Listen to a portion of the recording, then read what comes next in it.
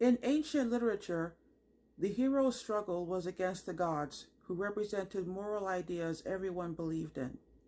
The modern man struggles only against himself. Charles Nodier, Paris, France, 1822. Hello, everyone, and this is the Ballet Libretto.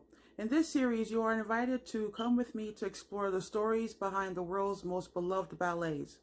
This program is not only for ballet fans around the world, but also for people who love a good story.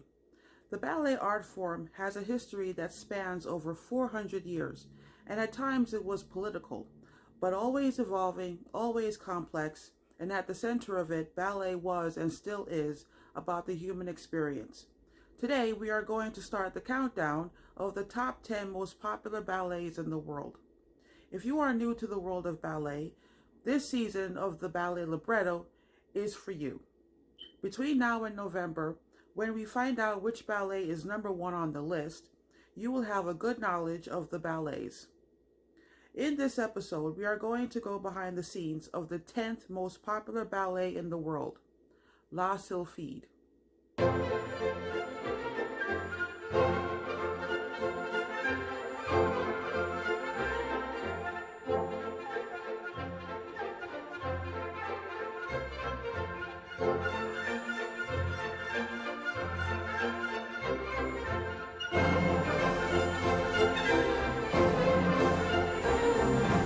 Doing research for this episode brought me back to my college years as an English major. I remember in one of my classes, I was learning about the different literary periods. The Old English period, the Renaissance period, followed by Neoclassical period, then Romanticism, then the Victorian period in Great Britain that coincided with realism in America, followed by modernism, and finally contemporary literature. Then my professor went around the room and asked every student which literary period we had an affinity for. And it didn't occur to me until she asked the question that my favorite literary period was Romanticism. Now, I didn't plan on writing professionally until years later, and when I started writing stories, I found myself leaning towards Romanticism. And what I found to be a pleasant surprise was that Romanticism had an influence on ballet as well as literature. Romanticism was a reaction to Neoclassical period. The Neoclassical period was known as the Age of Reason and the Age of Enlightenment because there was a focus on logic and reason, order and structure, self-control and common sense. During this time, the Industrial Revolution took place, and writers and philosophers believed that the intellect was the most important aspect of the human mind. The Age of Reason ended in war. The American Revolutionary War took place between 1775 and 1783. Then 6 years later, in 1789, the French Revolution began, which led to the beginning of modern democracy, a form of government the world hadn't seen since the end of the Roman Republic, almost 1600 years prior. This also ushered in the Romantic period in the 1790s. The Romantic period was an artistic, literary, musical, and intellectual movement that focused on the common man as opposed to the aristocracy, the natural environment as opposed to the urban industrial environment, emotion as opposed to logic. There was also a focus on individuality, spirituality, and the idealization of the woman. During this time, writers and philosophers believed that the imagination, not the intellect, was the most important aspect of the human mind. How did this influence ballet? Well, the characteristics of the Romantic ballet are: one, before, men were at the center of ballet. Now women were at the center of ballet, and this gave rise to the cult of the ballerina. Two, the plots of many ballets were dominated by spirit women, sylphs, willies, and ghosts, which led to the invention of the white ballet, in which there is a scene or an act where all the ballerinas are dressed in white.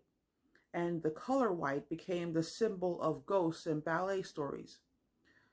3, during this time, ballerinas started to dance on point because it gave them a look of floating in the air. And finally, number 4, a lot of the romantic ballets took place in natural places where people can be alone, like the forest and the country. La Sylphide, which means the sylph in French, is regarded as the world's first romantic ballet.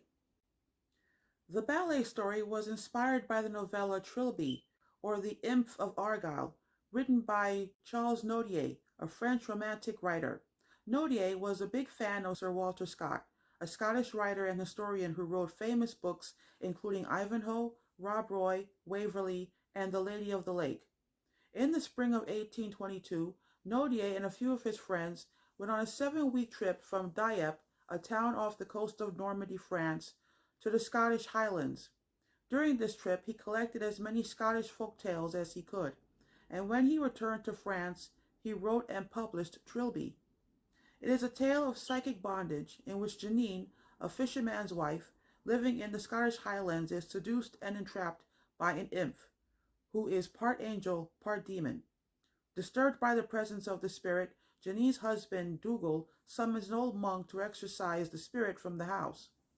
He then drags Janine on a pilgrimage of penance to the shrine of Saint Columban at the monastery of Balvague. Once she arrives at the monastery, Janine recognizes the spirit in a veiled portrait of a man named John Trilby McFarlane. Throughout the remainder of the story, Trilby haunts Janine's subconscious, and she becomes more and more obsessed with him.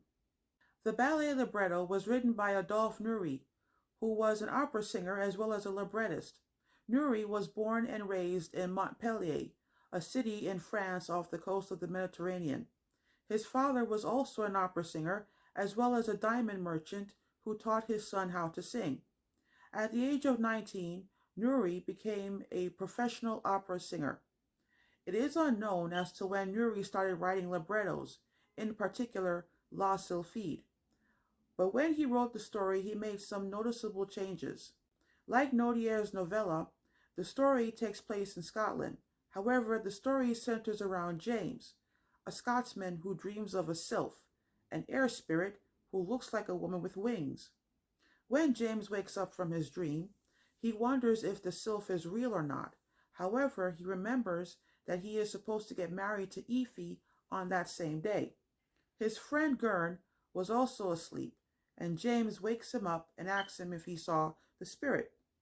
Gurn replies no, but little does James know that Gurn is in love with Aoife. Aoife, her mother, and her bridesmaids all arrive at the farmhouse to prepare for the wedding. When the wedding ceremony begins, James tries to put the ring on Aoife's finger, but the sylph snatches the ring, puts it on her finger, and runs out of the house. James runs after her, and Aoife sobs. Act 2 of the ballet takes place in a forest where James ran after the sylph. While James is looking for the sylph, the wedding party looks for James. The story ends when James embraced the sylph, her wings come off, and she dies in James' arms. James is inconsolable. In the distance, he sees a wedding procession, and he learns that Aoife married Gurn. The sylph and her sisters ascend towards heaven, and James is so upset he collapses.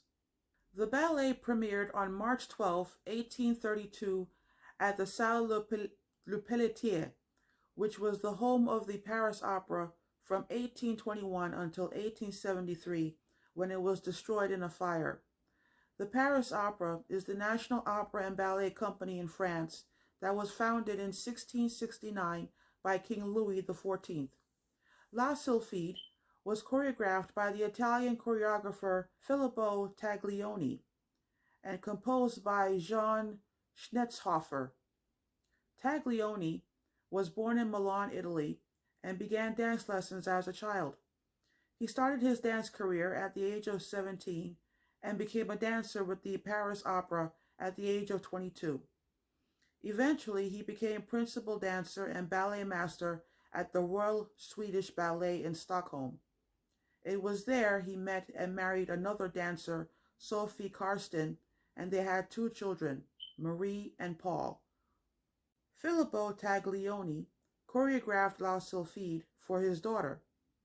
The ballet was such a success when it premiered that Marie Taglioni became the most acclaimed prima ballerina of the Romantic period and the first ballerina to dance on point. 4 years after the premiere, August Bournonville, ballet master to the Royal Danish Ballet, wanted to present a revival of Taglioni's version in Copenhagen.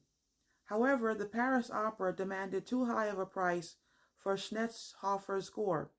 This led to Bournonville choreographing a second version of La Sylphide with the original libretto and Herman Lovenskiold composing the music. The premiere of Bournonville's version took place on November 28, 1836. Bournonville himself played the role of James, and his former student, Lucille Alexia Grand-Young, played the titled role.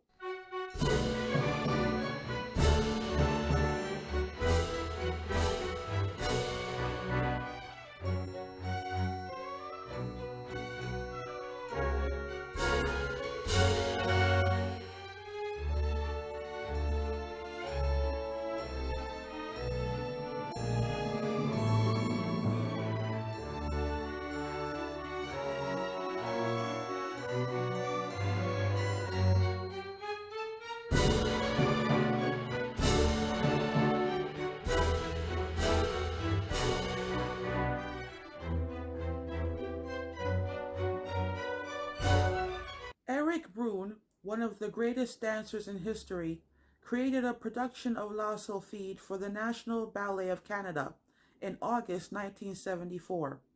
He shared his opinion of the character of James in a dance magazine. For me, James is the youngest in the gallery of romantic ballet heroes. He is an idealist, a poet. In the end, when he tries to grasp his ideal and tries to make her a real woman, he dies. Without this dream, this illusion, he can no longer exist. Well, I hope you enjoyed this episode. I am doing this series in celebration of a new ballet that will premiere in New York City in April 2022, titled The Prince of Barakova. The Prince of Barakova is a romantic ballet that will be danced to rock music instead of classical music. And it tells the story of a prince who takes a trip around the world during Lent and the Easter holiday looking for his soulmate. If you would like to make a donation towards the production of the ballet, the Kickstarter campaign will begin on October 3rd, 2021, where you can donate as little as $5. If you would like to purchase the ballet libretto, my book, The Journal of a Ballet Librettist, will be available on Amazon Monday, November 15th, 2021. Thanks for watching, and see you next time right here on the Nightglow Entertainment channel here on YouTube.